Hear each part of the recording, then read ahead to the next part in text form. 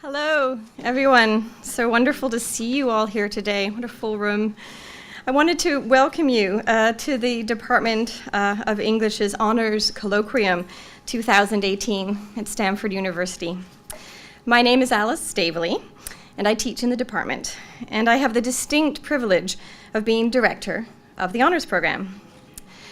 Every year at this time, I am reminded of the caliber and the character of the students who choose to pursue a rigorous training in the humanities and who set themselves the challenge to achieve the highest undergraduate academic distinction we offer, the Bachelor of Arts degree with honors.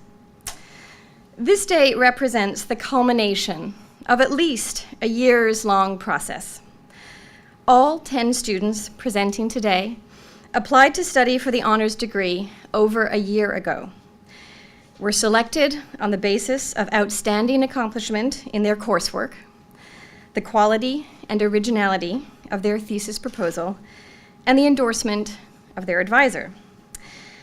But after that, all bets were off.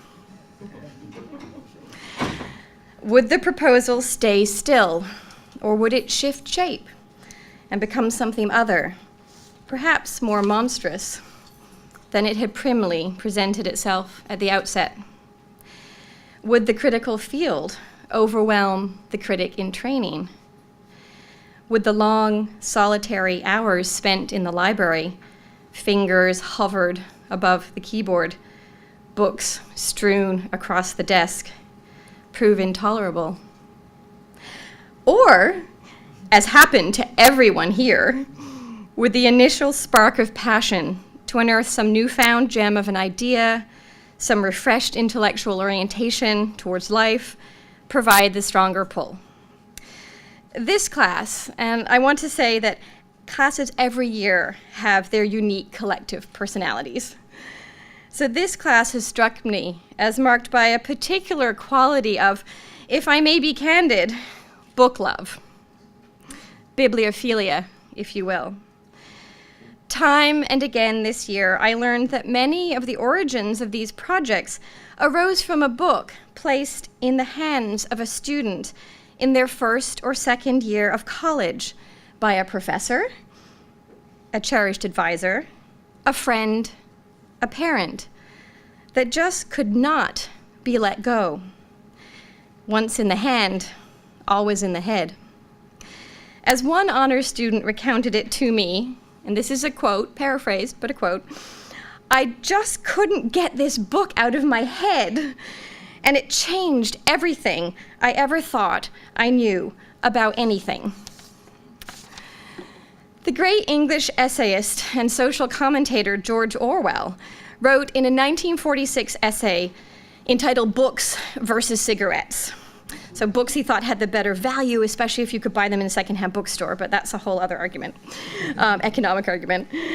Orwell said, "There are books that become part of the furniture of one's mind and alter one's whole perception of life."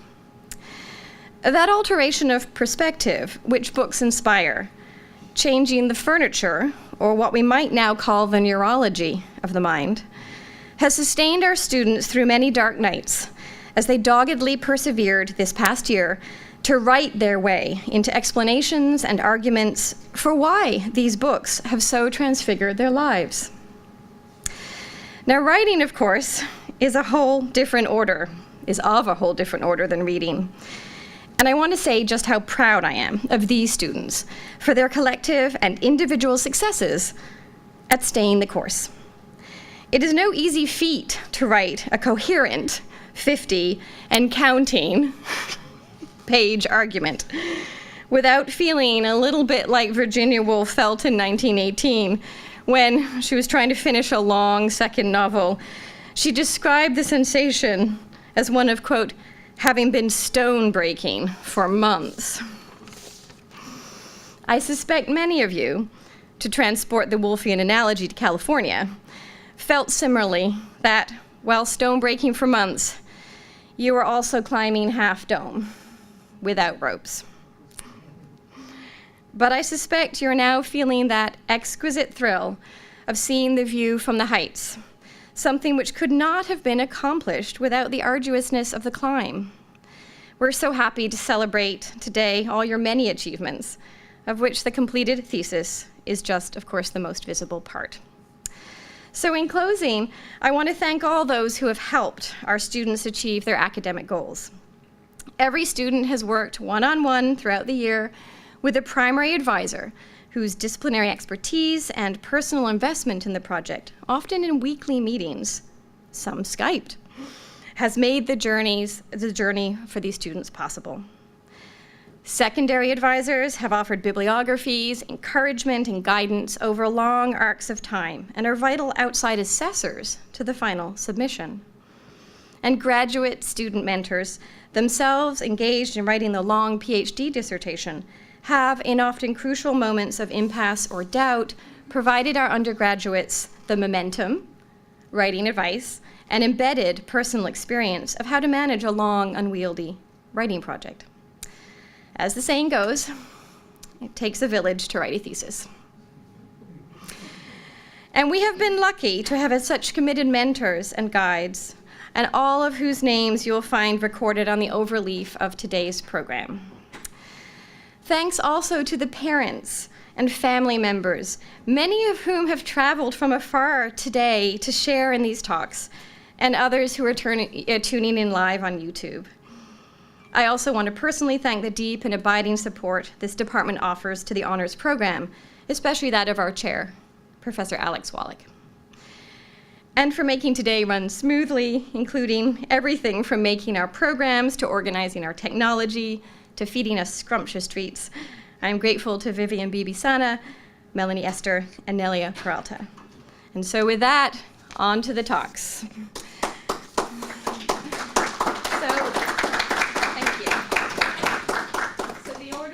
The program will be followed, and the students will perhaps introduce themselves, and we will take questions and answers at the end of all 5 talks.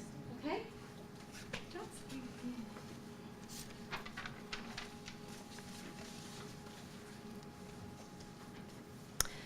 Hi guys, my name's Andrea Lim. Thank you so much for coming today.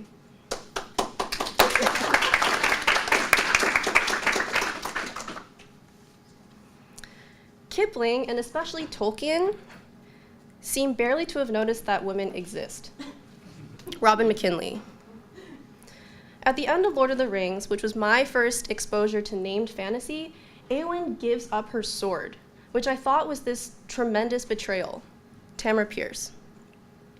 This is what two of the most prominent young adult fantasy authors have to say about Lord of the Rings. Both authors have made it their life's work to write stories that have women, and moreover, women who are empowered and don't give up their sword at the end. But it's one thing to say that you're going to write an empowered female character, and it's another thing to actually do it. So in writing this thesis, I wanted to answer the question, how can fantasy, a genre that is historically hostile to women, nonetheless portray female empowerment in a complex way? From those questions, I narrowed down my goal for this project. I wanted to prove that young adult fantasy literature has the capacity to teach pragmatic models of empowerment to young readers. And so I had two major steps here to achieve this goal. Before I looked at any literature, I needed first to understand, what does empowerment even mean?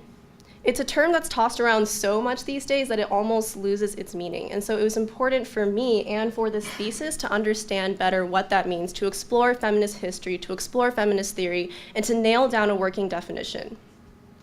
Then my next step was to analyze two young adult fantasy authors' texts and to see how do they put pressure on this definition. So what does empowerment mean?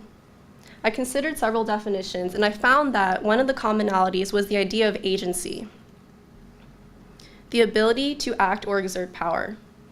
And in other words, this means, the ability to have control over your own life, to make your own decisions. And it's a basic fundamental human right, but it's surprisingly difficult for women to attain and retain.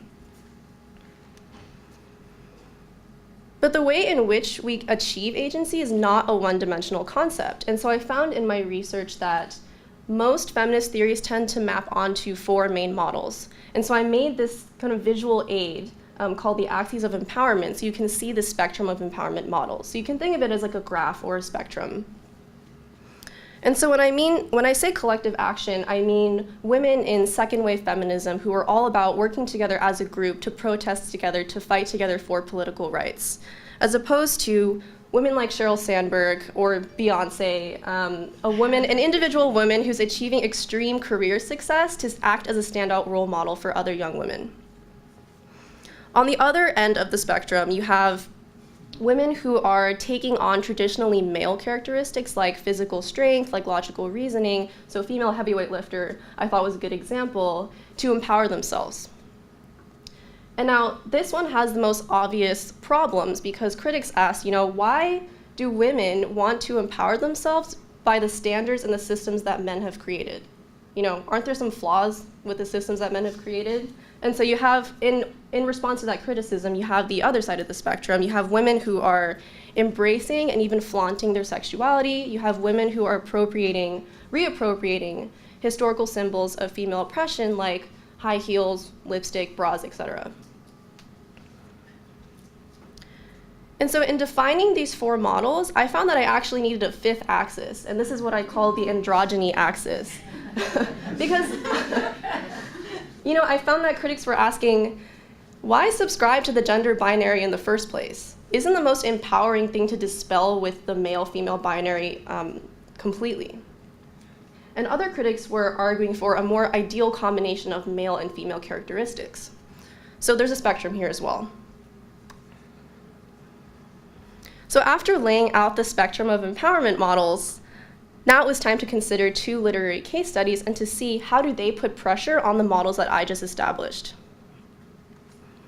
So I looked at two authors, Tamara Pierce and Robin McKinley. Both authors are incredibly prolific. They've both written several multi-volume works where characters overlap in each other's stories. And so for each author, I looked at two female characters. For Tamara Pierce, I looked at Alana and Kelladry. And for Robin McKinley, I looked at Aaron and Harry. All four women have similar narratives. They're all training to become lady knights, warrior queens. And they're doing it in a patriarchal society that doesn't allow these women to exist. And so I analyzed each individual character's trajectory over their series, and I also looked at the relationship between the two women characters, because Alana and Aaron achieve their success, and then years later, Kel and Harry come along as their successors. They look up to these women as their mentors, and so I argued that they're reading each other and they're trying to improve on, or in some cases, misunderstand each other's empowerment models. And so just a few highlights of my analysis. When I looked at Alana, I found that because magic is inherently an inexplicable idea, because it doesn't exist, it's supposed to be mysterious, Alana was portrayed as a vessel for her magic. And so she ended up having no agency over her own power. Additionally, because she's training to be a knight and women aren't allowed to be knights, she has to disguise herself as a boy. And then later, when she's a teenager, she actually has to relearn how to be a girl, even though she was born biologically as a girl. And so she has to relearn how to walk like a girl, how to talk like a girl.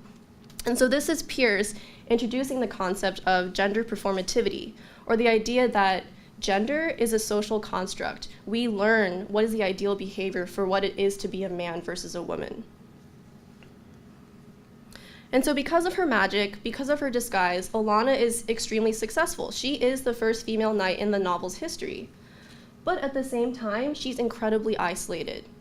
She's successful, but the rest of the novel society, they don't see her as a replicable example of an empowered woman, but they see her as this freak of nature. They see her as this one-time thing that just happened and it'll never happen again. So years later, a decade later actually, Kel comes along and she wants to follow in Alana's footsteps. She sees Alana as her role model and her mentor, but she's very different.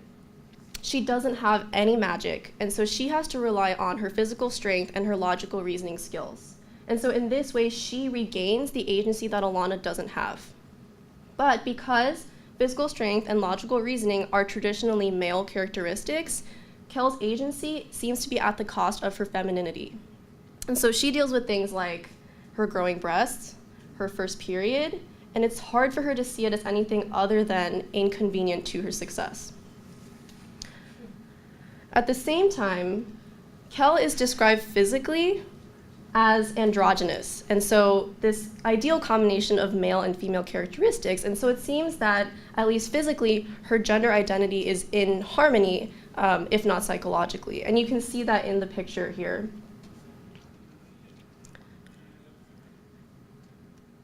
Additionally, Kel improves on Alana's individualized model, and so she tries to implement a more collective model where Alana mentors Kel, and Kel mentors several other young women. And so in this way, they're creating a community where women are helping empower each other. And so as you can see, the axis of empowerment here is especially useful to organize and map what Pierce is trying to do. She's creating a more prescriptive model where she's saying, okay, the collective and the androgynous model are making the world a more empowered place by the end of the series. It's a highly optimistic trajectory. And so when I went on to Robin McKinley, I found that she is much less conclusive, but it's because she's making a more complex and mature model. I actually found that McKinley frustrates my own models, including the axes of empowerment, because, yeah, everything breaks down. Because she doesn't prescribe the road to a more empowered world. She doesn't make conclusive judgments about whether the collective and the individual is better or the male and the female is better. Instead, she's admitting more of the breakdowns that happen when we actually try to implement these models. And so through this contrasting portrayal between Aaron and Harry, McKinley is focusing on redefining the concept of empowerment through agency. And so with Aaron has a lot of agency, and she does this through trial by error learning processes. And what I mean by that is when she's training her war horse, she's performing a scientific experiment to learn a fireproofing potion, she's learning how to kill dragons. All of this is done in a way where the narrative describes it so that we as readers can witness the effort that Aaron is putting in to achieve these skills. In contrast, when Harry comes along years later, she is Aaron's successor, but she doesn't have any agency from the very beginning. She's literally kidnapped out of her bed and taken to a foreign land, and she's just told that she's Aaron's successor. And so when Harry starts learning all these fighting skills and she starts developing these magical skills, she learns them extremely fast. She learns to speak the language in 3 days, and she learns how to fight in 6 weeks. And so while Erin has a highly perceivable learning process, Harry can't even explain to herself what she's doing here, why she has these powers, or where they're coming from. And while Erin is extremely individualized, Harry also tries to improve on Erin's model by implementing a more collective one. But as Erin is mentoring Harry, they actually find that there's a lot of miscommunication going on and that it's actually more confusing for Harry than clarifying.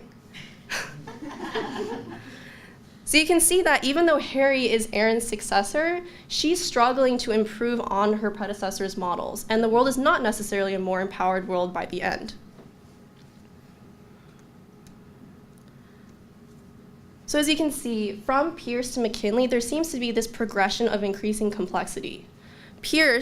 In Pierce's world, it's a better world by the end, but it's a simpler model, it's more prescriptive, and that's because it's meant for younger readers who need more scaffolding when they're first being introduced to these concepts.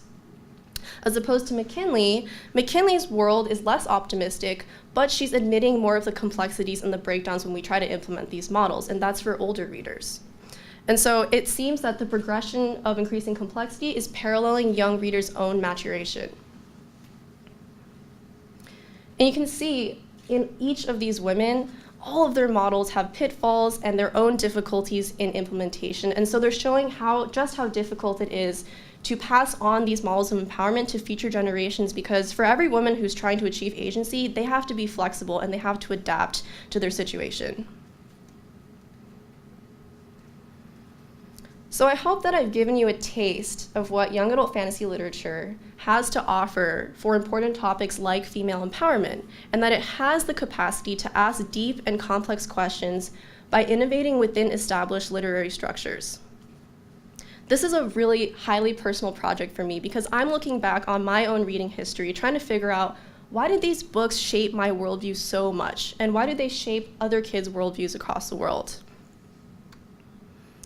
And so I want to end by urging you all, whether you're a reader or a writer or both, to just think back to your favorite stories as a kid, to your favorite fantasy stories, and to just take a second look at what the narratives are doing. Because these are the stories that shape the fundamental societal values of the next generation. Thank you so much for listening.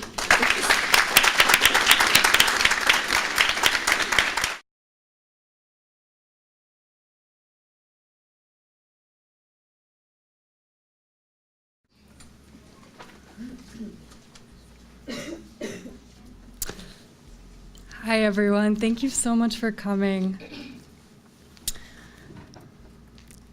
In the dedication of her widely taught collection of short stories, The House on Mango Street, Sandra Cisneros writes, "A las mujeres." The dedication is a summation to a lifelong devotion to writing women's strength into fiction, to creating an environment of female power. Cisneros' later 1996 collection, Woman Hollering Creek, examines womanhood as it operates within and beyond established myths of femininity in Chicanx and Mexican literature. This urge to rework myth is not individual to Cisneros. Literature of the early 90s is flush with reinterpretations of stories this old. Mexican novelist Carlos Fuentes is one such contemporary of modern mythology. His collection, The Crystal Frontier, works as Woman Hollering Creek does at creating new environments for myths that have existed since Mexico's colonization. The two writers make a fascinating study, contemporaries having lived in both Mexico and the US, and thus cultivating a precise understanding of border identity. And both work in response to Gloria Anzaldua's groundbreaking text of myth, theory, and poetry, Borderlands La Frontera. Drawing the two collections together opens arguments of responsibility and ethics in the breaking and reformation of myth paradigms. In specific, my thesis studies the ways in which these two authors address myths of femininity and confronts the implications of their differing methodologies as they relate to decoloniality. I narrow my focus on the contemporaneous short story collections by isolating the stories that grapple most obviously with myth. Fuentes' story, Malin, Son of the Maquilas, refigures the myth of La Malinche in contemporary Juarez, and Cisneros' title story, Woman Hollering Creek, casts La Llorona as a young mother struggling with domestic abuse in Seguin, Texas. It is difficult to overstate the cultural influence of La Llorona as myth of femininity construct in Latin America and the American Southwest. The tale of the wailing woman is pervasive as a representation of failed womanhood.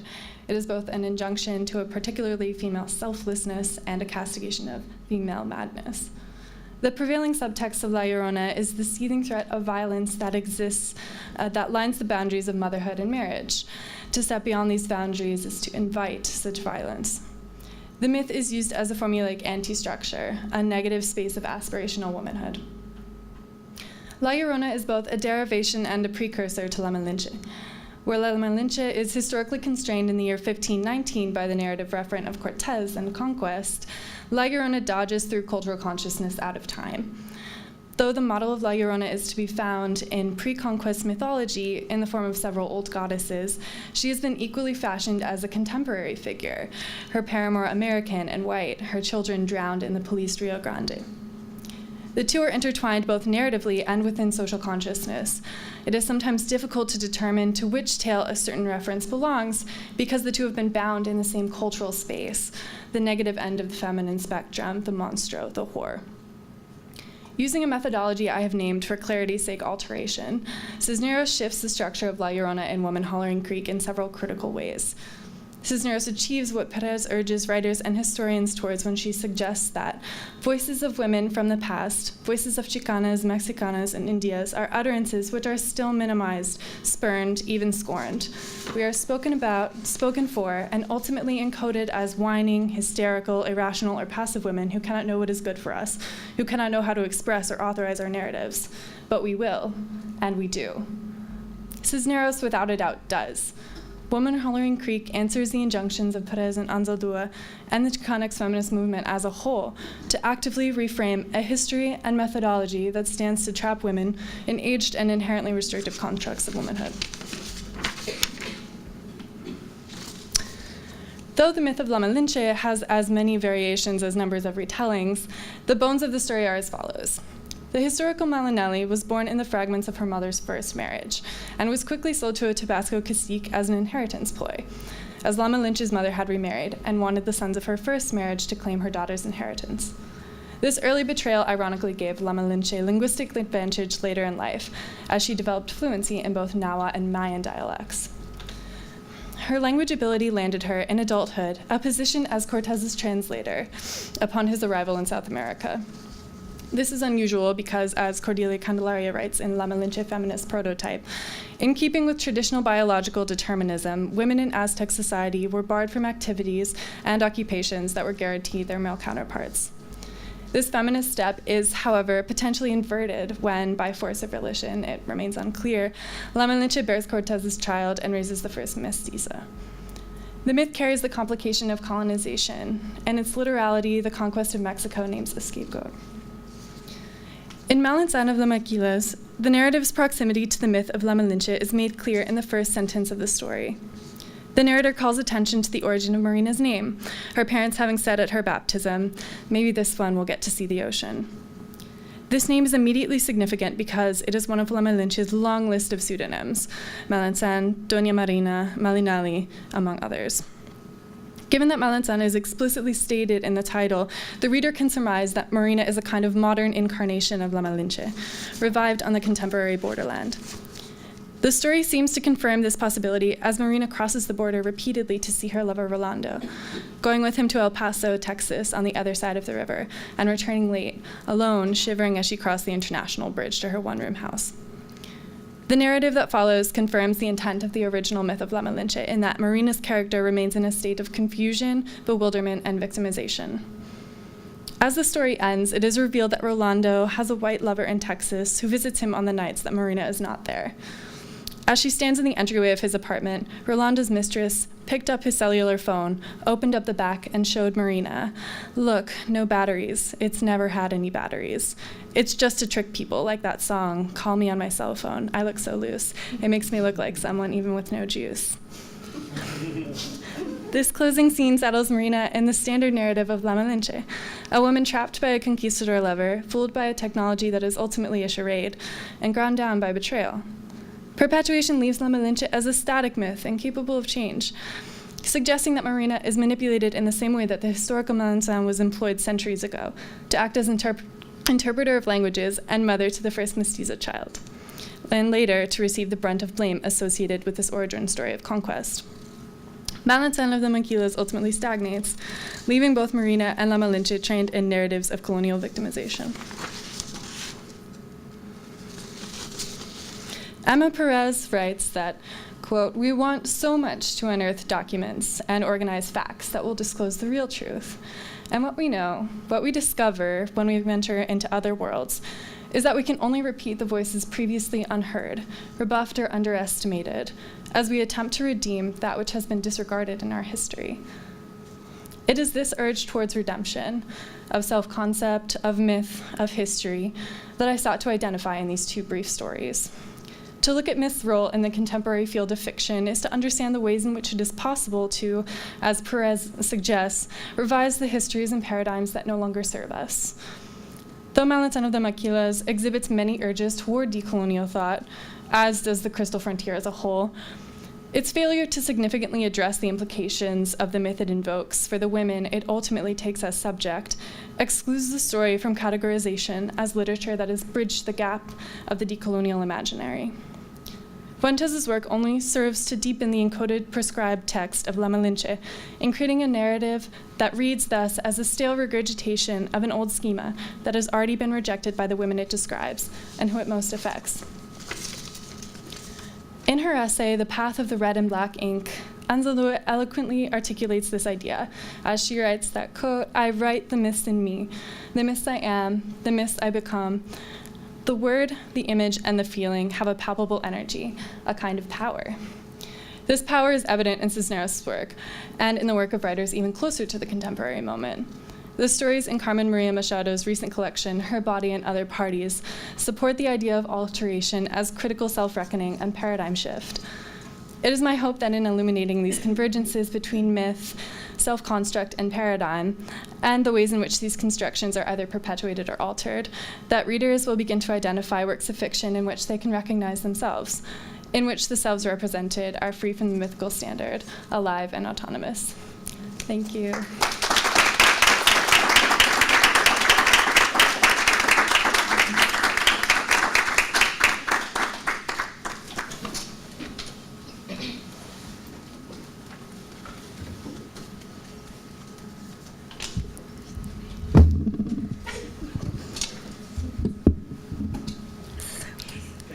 Okay.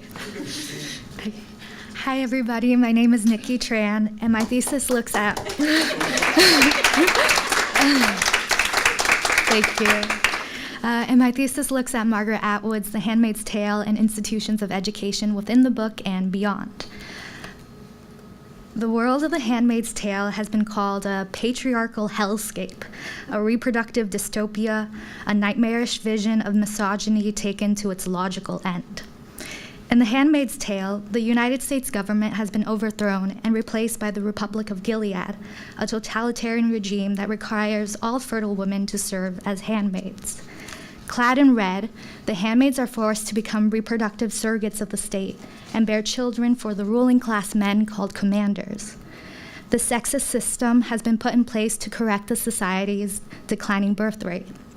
With these thematic concerns regarding reproductive rights and totalitarian control, you may be wondering, what does The Handmaid's Tale have to do with education? My thesis examines how the novel is deeply preoccupied with institutions of education. We see this in the beginning of the novel, where fertile women are trained to become handmaids at a defunct high school. Once they complete their training, they are then relocated to the commander's households, which are located in the heart of Gilead, a closed-down university.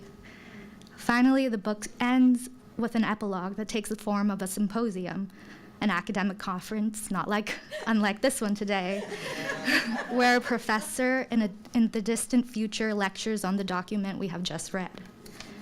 So why do these institutions of education feature so prominently in the novel? My thesis looks at how these three permutations of school index the novel's highly ambivalent attitude towards institutions of education. My thesis considers how the handmaids function as proxy for the novel's thinking about the place of women within these institutions. Ultimately, my thesis argues that the novel reveals the complicated relationship women have to educational institutions by showing how institutions of education are hostile to women, but these unwelcoming environments can also be productive spaces. In a paradoxical kind of way, the novel shows how bad situations can occasion good outcomes, how limitations can be liberating. This idea rings true not only in the dystopian world of the novel, but in our own world too. I want to bring Margaret Atwood into our discussion and how her thinking about educational systems informs the novel. Through Atwood, we can see how educational institutions that are hostile to women not only exist on the page, but pervade our everyday lives too.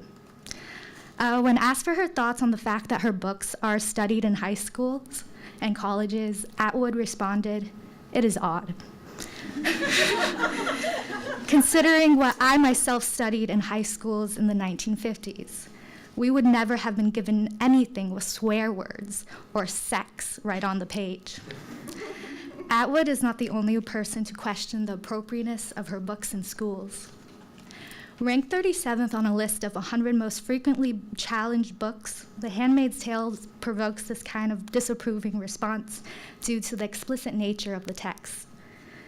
Yet, under the very same institutional structures that question the novel's educational value, high school English classes have also standardized the text as a tool of pedagogy. The novel has appeared multiple times on the advanced placement test for English literature, and at some schools is even required reading. This is how I had first encountered the novel during my senior year of high school. In this way, The Handmaid's Tale straddles a liminal space between banned book and textbook. And the polarizing response to the novel underscores two divergent approaches to pedagogy. On one side, we see an impulse to censor, and on the other, to educate. These oppositions open up questions about the function of literature in schools. Are books that are taught in school meant to expose students to ideas that may be troubling, or should students be protected from these ideas? Do books that depict disturbing circumstances corrupt students, or do they cultivate new ways of thinking? With this line of questioning, we can see that schools are not merely neutral grounds where learning happens, but charged institutions that control and determine merit and value. Similar to how schools are unsure about the place of The Handmaid's Tale within its curriculum, the novel is equally uncertain and ambivalent about the role of institutions of education, especially when it comes to women's learning. This uncertainty is first shown through the fraught status of reading and writing in the novel. Reading and writing have been outlawed as illicit activities for women under the Republic of Gilead.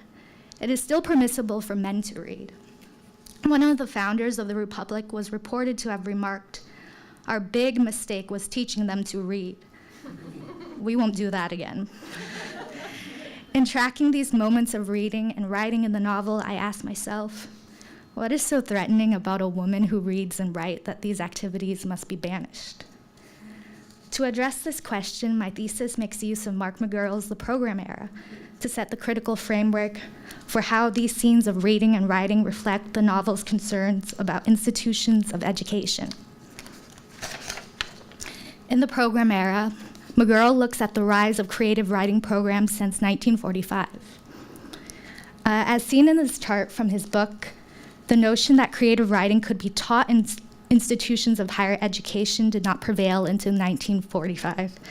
We often think of writers as itinerant artists, unbeholden to schedules or school. However, today, most successful writers are deeply connected to the university, either as teachers or MFA degree seekers. McGurl's project ultimately looks at how programmatically analytical and pedagogical environments, institutionality, informs writing after 1945. A working definition of the program era can be understood then as books written after 1945 that respond to and reflect their production within and around the institution of education. The coupling of Atwood and the program era makes sense then, given that Atwood has many ties to the creative writing program, as teacher and as writer. I made this graphic to show this relationship. We can understand her connections to institutionality as a twofold cycle of teaching and writing. As a professor of creative writing, she teaches creative writing students who will presumably become future writers themselves. Good writing is institutionalized by her lessons plans. As a novelist, Atwood writes and produces work that is institutionalized by high schools and colleges, read and studied by students like me. Despite her connections to the creative writing program, Atwood is very suspicious of the whole enterprise. After teaching a creative writing class, she agonized. I spent an uneasy night at the Holiday Inn, plagued by dreams of a time in the future when all writing would be done by creative writing students, for creative writing students. Her statement echoes common complaints about institutionality, how institutions are systematic and stifling, how institutions prompt unoriginal thought, and how institutions cause learning to occur in a vacuum.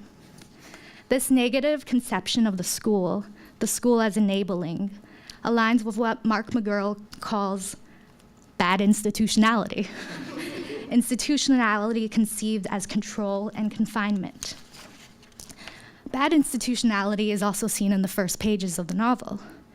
When the narrator remembers back to her training to become a handmaid, she remembers back to the time she spent in a defunct high school, where the aunts, the handmaid's teachers, taught her to become a handmaid. She remembers, we slept in what had once been the gymnasium, in the army cots that had been set up in rows with spaces between so we could not talk. Aunt Sarah and Aunt Elizabeth patrolled. They had electric cattle prods slung on thongs from their leather belts. As we see, the school is imagined here as prison-like. The handmaids are confined within the enclosure of the gym. Their arrangement into rows further punctuates the rigid structures of school that are in place to silence women. The aunts, figures of authority, act as figures of surveillance and carry with them cattle prods, devices of intimidation. This passage configures the school as a site of bad institutionality in the way it uses discipline to dehumanize its pupils. Yet the novel, like Atwood, does not settle on a wholesale dismissal of the institution of education. Atwood is aware of the complicated relationship women have to schools. When asked about her experiences of sexism at Harvard during a time when the school just began to admit female graduate students, Atwood responded, I think actually sexism took a positive form for female graduate students. It was very useful to me that women were not allowed in the Lamont Library, where the modern poetry was. It meant that I spent a lot of time in the Widener stacks, where somebody had made a little collection of Canadian literature, which was right next to witchcraft and demonology. So two of my interests were just right there, side by side. Although she speaks somewhat ironically about the unfair structural systems in place that deny her access to resources that were available to her male peers, her orientation that sexism took a positive form points to how hostile environments can sometimes be productive spaces. Again, this follows what Mark McGurl observes as negatively enabling, how limiting conditions can sometimes be liberating. The structural forces that prevent her learning actually enhances it. On the same page in the novel where we are shown bad institutionality, we are immediately offered a moment that recuperates the school. Schools can be negatively enabling. Within the gym, where the aunts patrolled, the narrator describes how the handmaids enacted a covert kind of resistance. She says, we learned to whisper almost without sound, In the semi-darkness, we could stretch out our arms when the aunts weren't looking and touch each other's hands across space. We learned to lip read, our hands flat on the beds, turned sideways, watching each other's mouths. In this way, we exchanged names from bed to bed. The stifling silence in the previous passage becomes a source of empowerment. The handmaids learn how to communicate with each other. They learn to overcome the physical barriers in place that work to separate them and force them into submission. The confining environment of the school becomes a productive space because their limitations enable them to learn modes of subversion. Through this reading of just the first page of the novel, I want to show how the handmaid's experiences under this dystopian regime offers an allegorical analog to the difficulties and necessities of being a woman within institutions of higher education. The more she is silenced, the more urgent it is for her voice to be heard. The more she is denied access and agency, the more she is able to defy these forces. In this way, although The Handmaid's Tale often presents a pessimistic and cynical image of the school, this type of critical engagement the novel demands of its readers functions as a handbook for its thinking on how schools should work. The last line of the novel cues us to how the novel does this kind of work. The novel ends ambiguously. Are there any questions?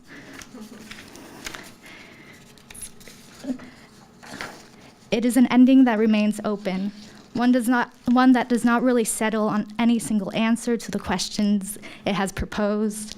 Instead, this ending welcomes a mode of understanding that accounts for inquiry and uncertainty. It is a phrase that embraces being open to interpretation.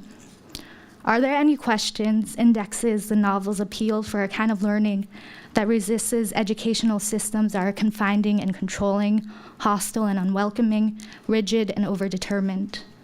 Are there any questions registers how learning at times can be frustrating, other times pleasurable and rewarding?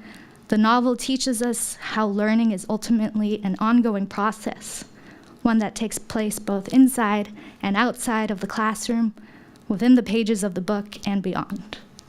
Thank you.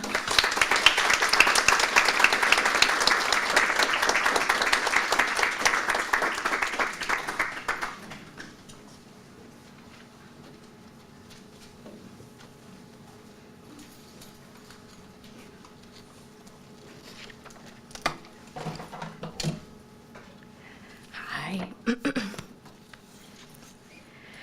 Okay. Hi. I'm going to start with a quote by Stephen Scobie on the account of the Naropa Institute tribute to Allen Ginsberg in July 1994.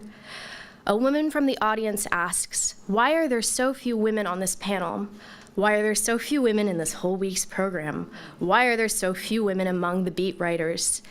And Gregory Corso, a beat writer himself, suddenly utterly serious, leans forward and says, "There were women. They were there. I knew them. Their families put them in institutions. They were given electric shock. In the 1950s, if you were male, you could be a rebel. But if you were female, your families had you locked up. There were cases. I knew them. Someday, someone will write about them." I found this quote at the Beat Museum in San Francisco, where I've been lucky enough to do some field work this year for this thesis. The quote is hidden on a poster board in the women's corner. Yes, there's literally one corner devoted to the women writers of the Beat generation at this museum, completely dedicated to the Beat generation. The Beat generation was a period of literature that peaked in the United States in the 1950s. It was characterized by experimental form and attention to counterculture. Key male Beat writers include Jack Kerouac and Allen Ginsberg. I could not name a single female Beat writer for the majority of the time I've been infatuated with the Beat generation. My introduction came in high school in a townhouse tucked away on a quiet street in Manhattan. I remember my best childhood friend sliding her banged up, bumper stickered laptop across the table to me at school and saying, "You have to read this." It was Howl by Allen Ginsberg. I recognized the streets. They were places I had grown up, but they had taken a sinister, manic turn under Ginsberg's pen. I was hooked. I fell into Jack Kerouac soon thereafter, and On the Road propelled me out west as a literature student here at Stanford. A concern about gender had not occurred to me until I took a Beat Generation literature class my freshman year. Loba, Diane de Prima's epic poem, materialized as the sole work by a female author on my syllabus. There are only 3 major secondary works of criticism about female beat writers that I can find. They are Women of the Beat Generation, Girls Who Wore Black, and Breaking the Rule of Cool. In comparison to the reams of scholarship and fandom reverent of Ginsberg, Kerouac, and William Burroughs' adventures, the sparseness of the scholarship about the female writers is unsettling. The quote I first shared, Scobie's retelling of the Corso revelation and prediction about female beat writers, takes on an ominous tone. 6 decades after the peak of the Beat Generation, little focused scholarship on the female beats has emerged. Furthermore, this writing has all been published in the past 22 years, which is exactly my lifetime. We have to wonder, where were the female beats and how were they writing about and experiencing the Beat Generation? 2 female beat writers, poet Diane de Prima and novelist Joyce Johnson, are prime case studies to examine these questions. They occupy the same temporal and geographical slice of the Beat Generation as young women in the 1950s in New York City. Zeroing in on the genre of memoir allows for the examination of de Prima and Johnson's perceptions of the Beat Generation and their self-fashioning as writers. The male beat poets famously had their genesis meeting in the 1940s at Columbia University. De Prima and Johnson came onto the scene a decade later. Born and bred New York City girls, they were uncomfortable in the academy and drawn to the beat neighborhood of the Village in downtown Manhattan. De Prima and Johnson both were writers producing their preferred genre, poetry and fiction, respectively, during their beat upbringing in the city. And later they returned to the time period to record memoirs of their bohemian adolescence. These memoirs offer a poignant glimpse into the self-formational attitudes of 2 relatively known female beat writers. Furthermore, they exhibit poles of feminine performativity against a cultural landscape still rampant misogyny. Interestingly, both women wrote initial memoirs and followed up with full autobiographies later. De Prima penned Memoirs of a Beatnik in 1969, publishing Recollections of My Life as a Woman, the New York News, much later in 2001. Johnson produced Minor Characters, a young woman's coming of age in the Beat Generation in 1983, and Missing Men in 2004. The shared compulsion to re-examine their lives decades later suggests something about the potency of this period. It was fraught, it was poetic, it was dangerous.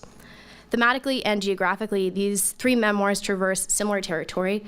De Prima and Johnson left the safety of their families' buttoned-up neighborhoods, Brooklyn and the Upper West Side of Manhattan, respectively, to venture downtown to the Village, where they occupied various cold-water flats with friends who were fellow bohemians and artists who freely filtered in and out. In beat style, families were forged from friend groups. Both women chose not to finish college, departing from the academy. They embraced bohemianism, De Prima with much more confidence and reckless abandon, and Johnson with serious trepidation. Johnson is haunted by the feeling that she is forever chasing but never reaching real life throughout the 1950s as she slinks at the periphery of cafe tables and allows herself to be jerked around by an indecisive, sloppy boyfriend, Jack Kerouac. De Prima is committed to her title as poet and writes every day, reasoning that she is simply equal to the contemporaneous male writers. Both authors nod to the prevalence and romanticizing of madness in the 1950s. They also share anxieties about sexuality and motherhood. Finally, they recount surrounding themselves by female bohemian friends in this period of their young lives, showing that the beat boy gang had some parallel female version. The boy gang is a creation of Allen Ginsberg, who observed, quote, "The social organization which is most true to itself is true of itself to the artist is the boy gang." So, what did it take to become a female beat writer? Using De Prima and Johnson as case studies, 2 poles appear: perform timid femininity or deny it completely. Following the De Prima approach, it was the latter. A woman could emphatically insist that she was a writer, overlooking the predominance of the boys' club by considering herself on equal footing and writing confidently and prolifically. Alternately, following the Johnson approach, a woman could doubt her status as a writer, performatively or genuinely, and come to her status by observing and recording the nuances of the boys' club around her. Noticing these polls, I became fascinated by the attitudes of female beat generation writers establishing themselves and their underlying concerns with femininity and motherhood as outlined in their memoirs. So to look at the memoirs I covered, the first was Memoirs of a Beatnik by Diane DiPrima, which was written when DiPrima finally left New York and moved to San Francisco in the 60s with her child, as she was living in a commune and had to support a lot of people living collectively together. So this memoir was more of a moneymaker for her, and it was solicited by Olympia Press, which published Lolita and Naked Lunch. So Olympia Press was rather inclined to publishing erotic content. So this was more of an erotic memoir reimagining of her life in New York under an erotic lens. Her second memoir, which was written much later in 2001, is a more expansive view of her life in New York, her first 30 years, and because it wasn't under Olympia Press, it was inherently less pornographic. Minor Characters is Joyce Johnson's first memoir. This is a picture of her, which is very indicative of her boyfriend, Jack Kerouac, the famous beat writer, standing in front of her, and her literally slinking at the back at the bar called Kettle of Fish, which is actually in the Village in New York City.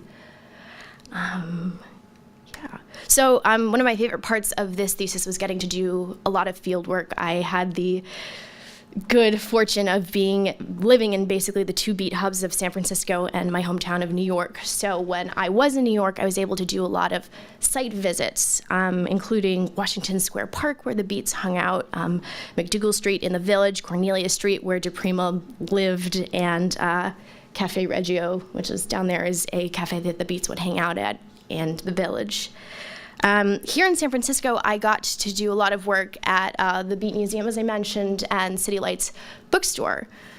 I interviewed at the museum Jerry Cimino, who is the owner of the museum, and over at City Lights, I interviewed Garrett Caples. Garrett is a poetry editor at City Lights, which is the famed San Franciscan Beat Hub bookstore and publisher of beat writing, perhaps most famously of Howl. Garrett edited DiPrima's latest poetry collection, The Poetry Deal, in 2014. Garrett's interview was typical of beat criticism, towing the line between scholarship and fandom. He spoke of DiPrima in expletive-laden reverence, which I will edit a little bit here. She is tough. She's not necessarily a laid-back author, but she's a genius, so you deal with it. Diane DiPrima is Diane DiPrima. She's a really amazing poet. She knew what she was doing. It didn't make the problem go away in terms of having people being treated differently on the basis of gender, but there's something undeniable about DiPrima's work that just drove her. She was a poet who was going to be a poet however she had to do it. Diane wasn't going to put up with that type of stuff because the poetry was driving her. And if you're an artist and you're really doing something, it's a powerful drive. Ultimately, that's what allowed her to be who she was. She didn't have to play second fiddle to male artists because she was writing high, top-level art. So returning to my title, the title I Am I alludes to a semi-autobiographical novel by another young American woman writer of the same period, Sylvia Plath. The Bell Jar is about a 19-year-old woman plugged into the 1953 New York City literary scene who is institutionalized. This line of convincing oneself of belonging resonates with the issues of artistic belonging I write about in terms of DiPrima and Johnson in the beat scene.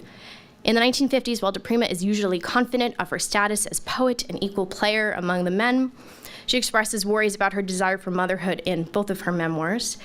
Johnson never overcomes her doubts as a novelist, trailing Kerouac over the course of Minor Characters. Their concerns fester when they are reminded of their traditional gender roles, thrown into male settings, confronted by mothers, or made to consider their own fertility and the possibility of motherhood. DiPrima and Johnson demonstrate that to become a female beat writer, two paths emerge in the 1950s. DiPrima's attitude suggests confidently and emphatically insisting your status as a poet, which involved denying some aspects of femininity in order to infiltrate the boys' club. Johnson's attitude suggests timidly skirting around your status as a writer, which entailed performing femininity and opting to observe at the periphery of the boys' club. These two poles of self-formation show that there was no easy or clear path to becoming a female beat writer. DePrima fits into the title I am in the truest sense. Her attitude usually reflects her emphatic insistence that she is a poet, but doubt occasionally creeps in when she cannot deny her femininity completely. Johnson is the exact opposite. She takes the am I approach, showing movement from self-doubt and timidly performing femininity to finally achieving a confident writerly status by taking the reins and crafting a memoir that, tongue-in-cheek, spins the women of the time of the Beats, previously forced into minor roles, into protagonists. Highlighting this subjugation with her blunt title, Minor Characters, we see Johnson's final move towards a self-confident attitude as a novelist. In sum, DePrima and Johnson serve as rich case studies to begin analyzing the role of attitude in the self-formation of female beat writers. Thank you.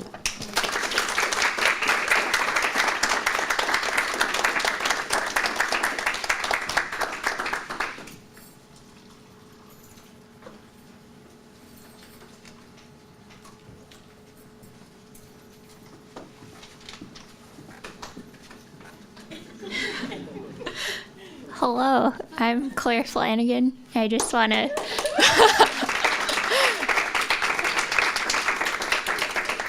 take a second to thank my advisor, Professor Terry Castle, and my second reader, Professor Alice Stavely. Been incredibly supportive to me throughout this whole thing. I was about to give up at one point, and I'm glad that I didn't.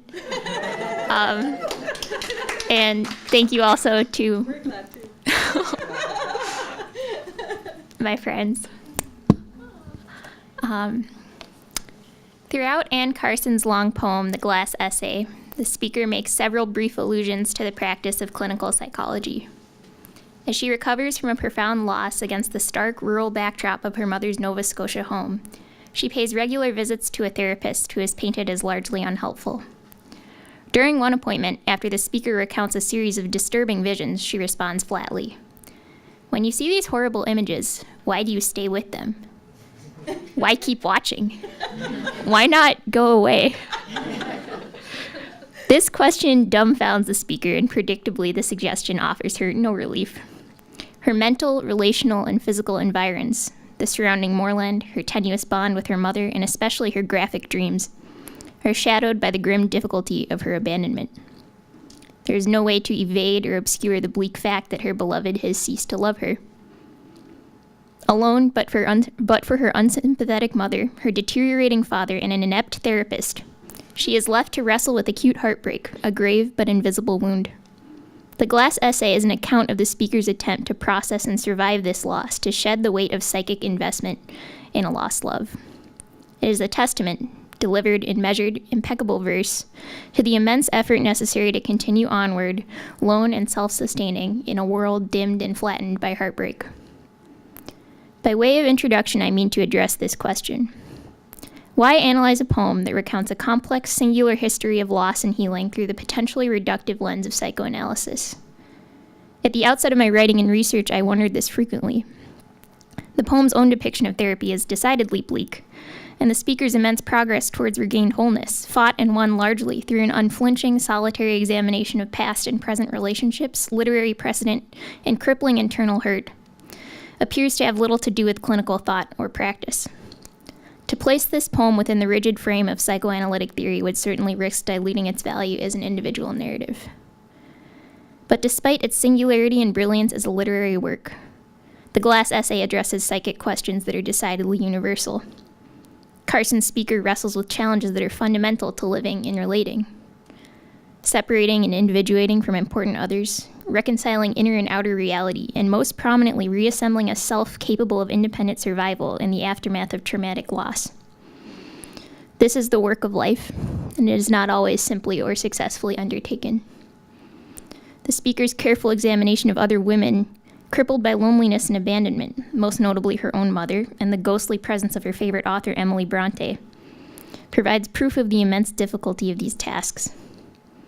Even in the shadow of these troubled precedents, the speaker and the poem reach an improbably triumphant conclusion that, in spite of her wounds, she can and must continue living. At the outset of my research, my question was one of selfhood. I sought to map the precise nature of the speaker's journey from ambivalent, tense dependence on her mother and painful attachment to memories of Law, her lost love, towards a newly forged, freestanding identity. the gleaming, distilled individuality evident in the poem's final image, which I will return to later in this presentation. However, in our early discussions regarding the direction of my project, Professor Castle raised an important point, that the idea of an authentic or fundamental self is a fallacy, and that contrary to my initial understanding of the poem, framing it as a narrative of return to some pure original identity would amount to a simplistic and incomplete reading. What we consider to be the self is informed from birth by our relationships to fundamental others, mothers, fathers, and eventually lovers or close friends.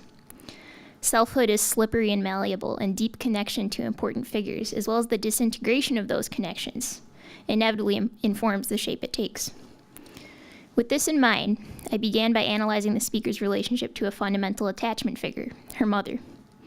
Drawing upon literature from the field of self-psychology, I illustrate the entangled, enmeshed nature of their bond through close readings of their tense interactions. Even the speaker recognizes their affinity to be uncomfortably close. She admits, in a moment of lucidity, that she and I often think two halves of one thought. To employ a term from psychoanalytic thinking, she relates to her mother as a self-object, an agent perceived as external to the self but experienced as a part of it. Throughout the first chapter, I argue that this relationship dynamic prefigures her imbalanced attachment to law, and that the act of returning to her mother is an instinctive, desperate attempt to fulfill psychological and physical needs that she hasn't quite learned to address for herself. But as time passes, the speaker begins to shake free of this relational framework. First by resisting her mother's ministrations and intrusions, and then by reaching a grim understanding of the tragic unsustainability of viewing another as an extension of the self. Witnessing her mother's blind dedication to her father, who has been hospitalized for severe dementia, and reflecting upon her own desperate devotion to law, she recognizes that she must learn to conceive of herself as a distinct figure, to fulfill fundamental needs within the territory of her own soul. Though these borders are shifting and mutable, she comes to recognize their existence. At one point, she imagines herself floating above the bed where she and Law had sex for the final time, noticing their mortal boundaries visible around them like lines on a map. And tellingly, shortly after this reflection, she performs the simple but meaningful gesture of opening her mother's fridge and assembling a simple meal, a scene of solitary nourishment that signifies the desire and capability for independent survival. As I began my second chapter, my task was to trace this nascent recognition of a need for self-sufficiency towards the speaker's eventual access to a vision of the self as solitary, powerful, and discrete. Initially, I turned to the concept of transitional objects, an idea formulated by psychoanalyst D.W. Winnicott in his work on early childhood development. These objects, which often take the physical form of blankets or toys, serve as an intermediate target for affection and frustration as the child separates and individuates from a primary attachment figure. Initially, I hypothesized that the speaker might relate to Emily Bronte as a kind of imaginary transitional object, an unmarked canvas upon which she sketches a map of healthy relation and existence. However, as she's represented in the poem, Emily is anything but a blank figure. Though the speaker identifies deeply with her experience of loneliness and alienation, as well as her attempts to refigure that pain in writing, she eventually rejects Emily's strategy of processing pain, recognizing it to be just as skewed and unsustainable as her own previous patterns of loving. Just as she rejects the example set forth by her biological mother, she distances herself from the legacy of her literary mother, but not before carefully examining and even imitating her methods of navigating solitude. At this point in my writing, I came across a resource that proved crucial to the arc of my argument, Freud's Mourning and Melancholia. In this canonical essay, he illustrates two distinct responses to debilitating loss. Mourning, which is an ordinary, socially acceptable process that generally occurs in response to the loss of a loved one. And melancholia, a more complex state of psychic malaise that tends to sprout from heartbreak, especially where ambivalence or bitterness exists towards the person that was lost. Instead of seeking out another target for the libido previously spent on now absent love, the melancholic individual turns that psychic energy inward, in many cases establishing an identification of the ego with the abandoned object, as Freud describes it. Mourning is the difficult but ultimately possible task of extracting that energy from a lost figure and then redirecting it towards other targets and pursuits. In contrast, those trapped in melancholia sustain an inner representation of what was lost, thus refusing, desperately and unconsciously, to truly accept its absence. Latent ambivalence or resentment towards this lost figure is then directed inward, often manifesting in psychological or physical self-harm. By interrogating Emily's biographical narrative and original writing, specifically her poetry, a lesser-known element of her literary corpus, the speaker comes to recognize that Emily's written response to abandonment is a textbook example of melancholia. In much of Bronte's poetry, the speaker interacts with a mysterious presence called thou, an entity halfway between God and lover that by turns seduces, threatens, and consumes her. The speaker comes to understand that this slow collusion of master and victim within one voice is a rationale for the most awful loneliness of the poet's hour. Those are Anne Carson's words, not mine. I never could have written that.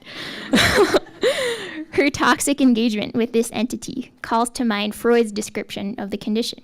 It involves the maintenance of an inward representation of a pined-for figure, as well as the related tendency of self-punishment, inflicted, in this case, by that very representation.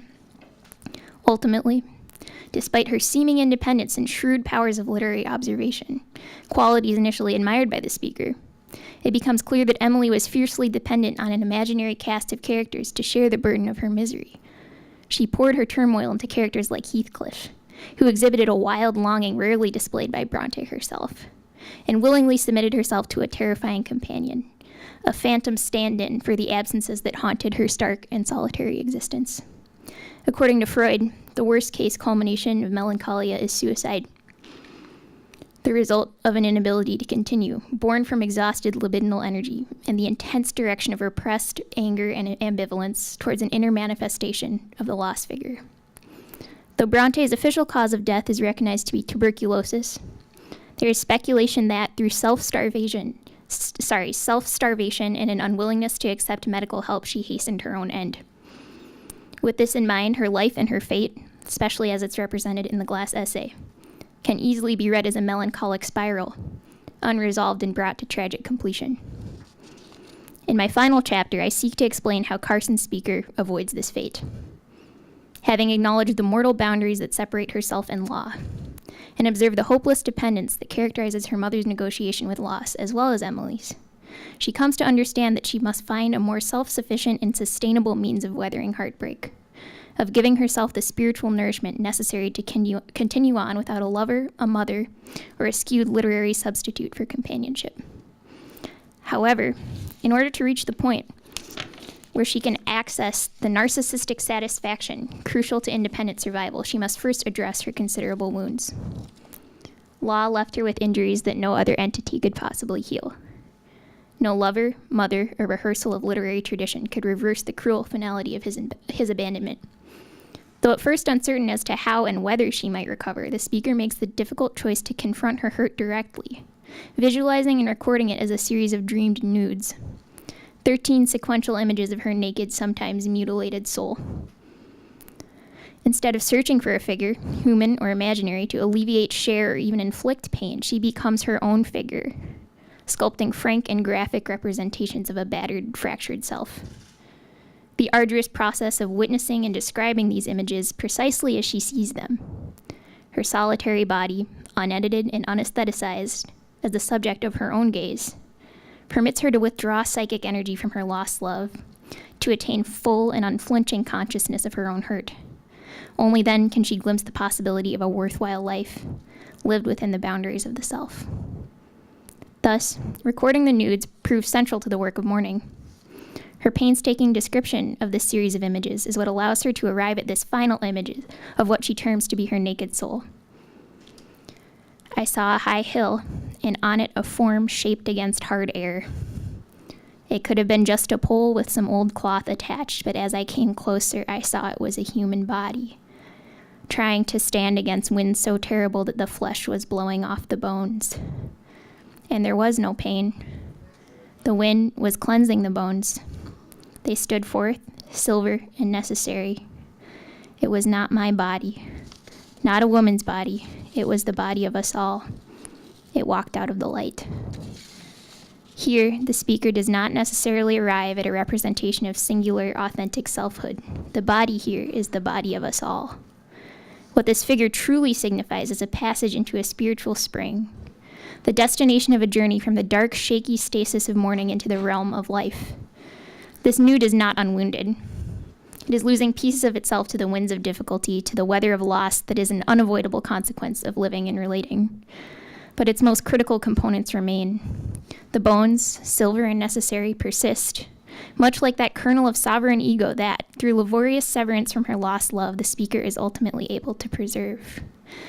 This skeleton of a self, the well of satisfaction and necessity that Freud terms narcissistic, is what the speaker has honed from the work of mourning. Having allowed the winds of memory, despair, and intense self-reflection to strip away parts of herself still bound to law, she is left with this spirit, mutilated, but standing and intact. It is a framework upon which she can construct a new personhood, forged by more sustainable modes of connection with other beings. Though this is the last we hear of the speaker's narrative, this harrowing but triumphant image is a testament to the extent of her healing. With the same cryptic eloquence that characterizes much of the glass essay, it suggests that the speaker is, and has, all that is necessary to continue onward, to sustain life as a solitary and untethered being. Thank you.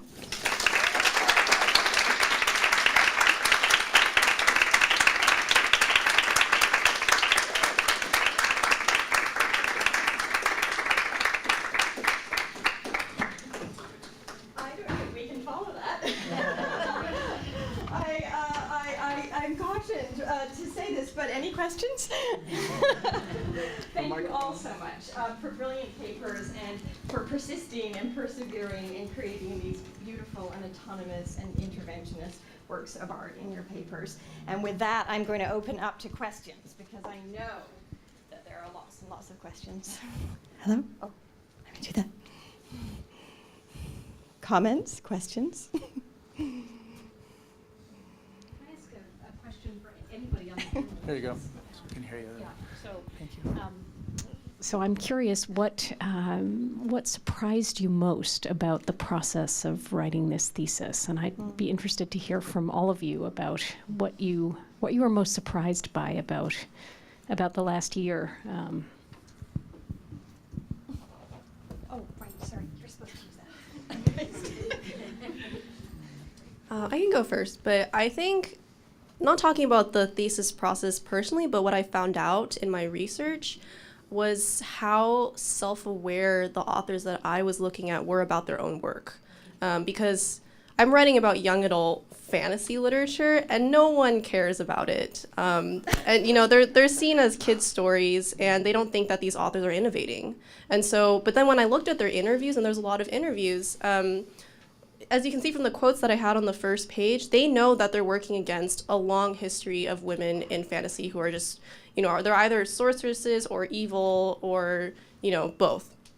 And so I found like a lot of interview material where they were saying, hey, I grew up as a kid and I read Lord of the Rings and I was like, where are all the women? I want to write stories that have women who don't have to compromise their own gender in order to be heroes. And so I saw how articulate they were and was really surprised by that.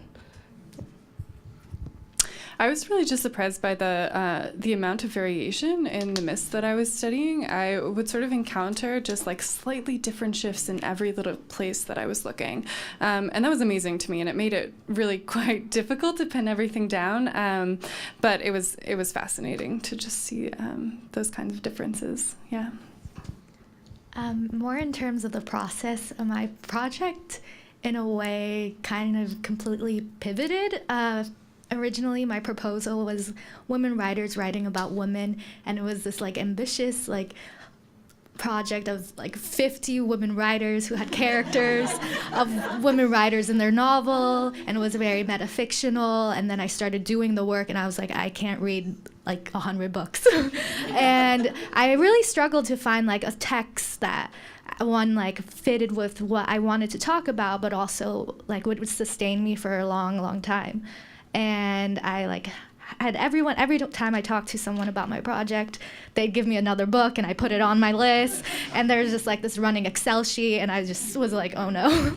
But then my advisor was like, why don't you take a look at this list and then just read one thing? And I saw The Handmaid's Tale on it, and I had already read it before he had given me the list. And rereading it, I was like, wait, this works. And so I just decided to pick one book, not 50.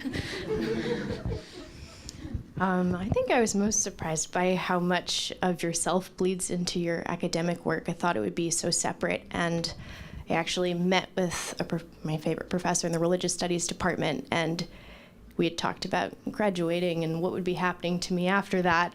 And then he said, and he's the only person who could say this without me getting really upset, "It's cute. You're writing about all these women writers in New York trying to make it." And I kind of looked at him and went, "Oh, I'm writing about myself." So, yeah, it was a surprise, and it ended up being a delight, and making that realization and connection allowed me to finally do, the field work and the photography that I felt like allowed me to be in my own paper. So maybe that makes me a bad academic, but I loved it.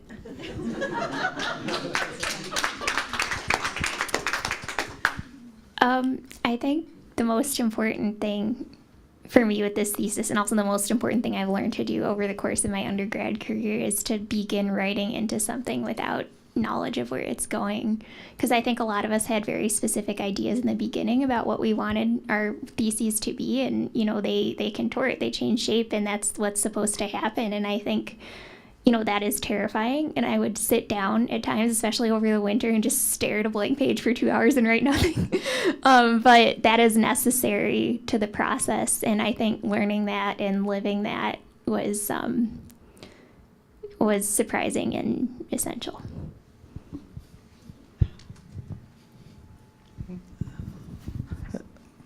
Before I have a question, don't criticize my question, okay? I'm just wonder, women empowerment is a man trap or a man idea? Sorry, could you repeat that? That women empowerment is the man idea or a man trap? That the man, make that so the women can, I don't know. I see. Okay. Yeah, so I guess the idea of men creating the idea of female empowerment so women can feel like they're free and feel like they're empowered, but actually they're not, right? And I did come across that. I think that was the idea I was looking at in terms of magic, and how you have Maleficent, you have Bellatrix Lestrange, you have Morgan Le Fay, all these women who are powerful and who, a lot of critics argue they are the empowered women in fantasy. But if you take a close look at where their power is coming from, that's the idea that they can't even explain why they have their power. The magic is used as an excuse for their power. And so I think I did come across a lot of examples where on the surface these are empowered women, but they actually lose their empowerment even in the moment of their success. And their power is evil, because you started, remember your original talk had those figures? Yeah, and you or asked me who they were, I didn't know. Yeah, the idea that powerful women can only be evil is also a big stereotype in fantasy literature.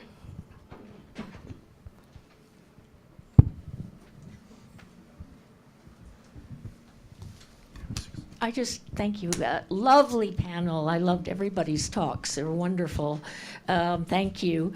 But I do have a question about this concept of power or empowerment. And thinking about your piece, Andrea, and also Claire's at the end. Is having power a good thing? Because it does seem that power corrupts, and absolute power corrupts absolutely. If women accede to the kind of cultural power that men have had, what is to say that it's going to be preferable? Which takes me to Claire's topic. Unless I'm misunderstanding in a way, this is not empowerment per se.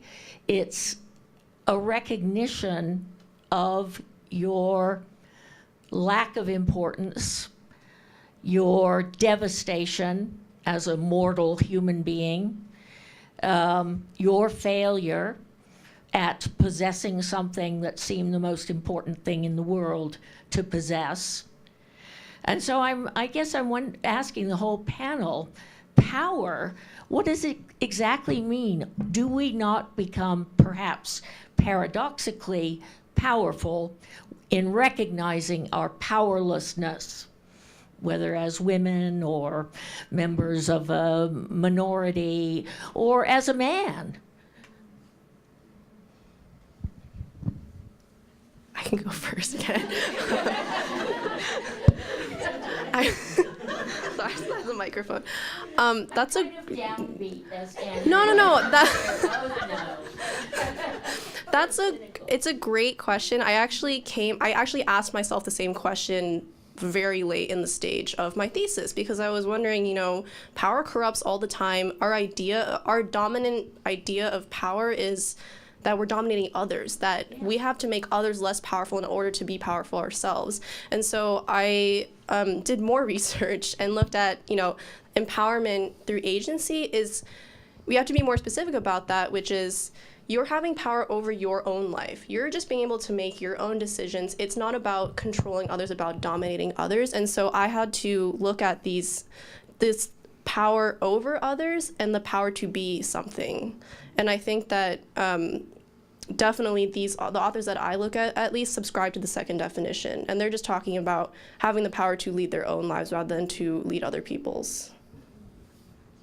Yeah, I think this is a great question and a really big one. And I think for me, there's always a kind of power in self-awareness, even of one's own powerlessness. And what I was looking for in particular in my thesis was perhaps not directly addressing the idea of power, but more of possibility.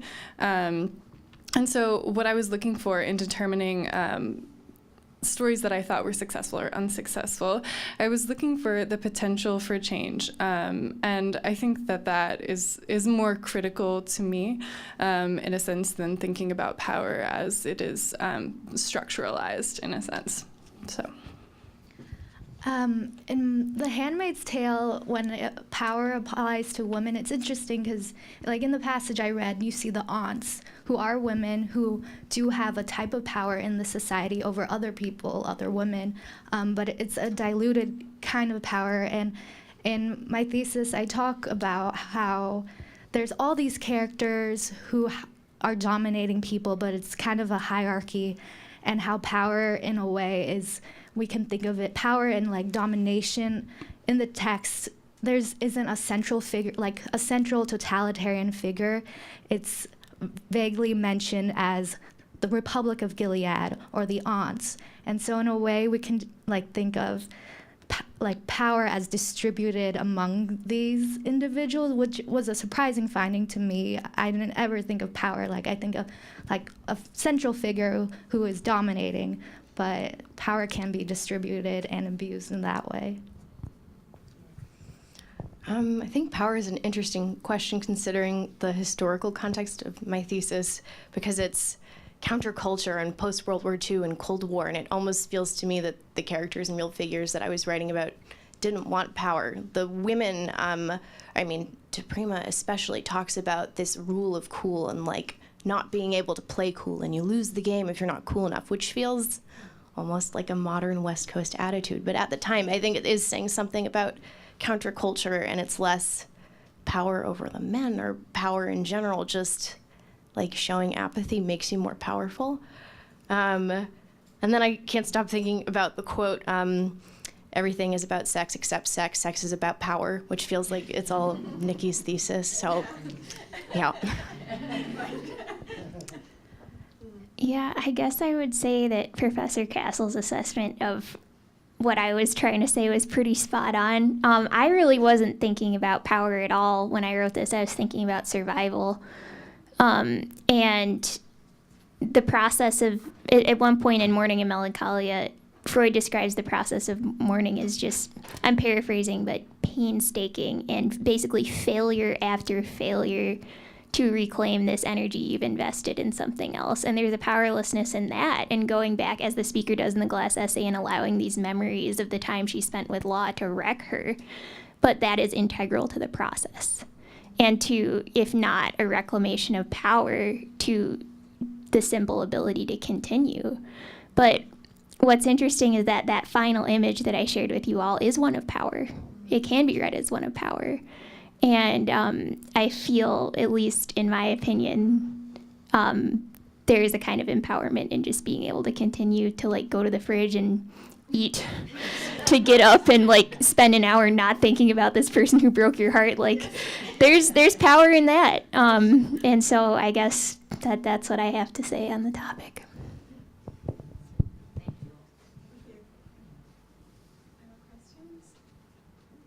Well, I want to thank you again. I am reminded, these panels emerged throughout the year. The idea of a panel, a collectivity of perspectives. And this panel reminded us, if anything, we are not post-gender, we are not post-race, and the continual struggle to resist, persist, and survive is really at the heart of collective feminism. So I wish you all the best going forward, and come back this afternoon for more panels on power in the Renaissance. So lunch will be downstairs. Speaking of the fridge, maybe you'll just have to go independently and find a fridge. Vivian, where's the food? Oh, it will be out here. Oh, it's early, maybe. Okay, 12:30. Thank you. We'll come back for all the food, and then 2 p.m. we'll reconvene for the afternoon panel, 5 panelists. Thank you so much.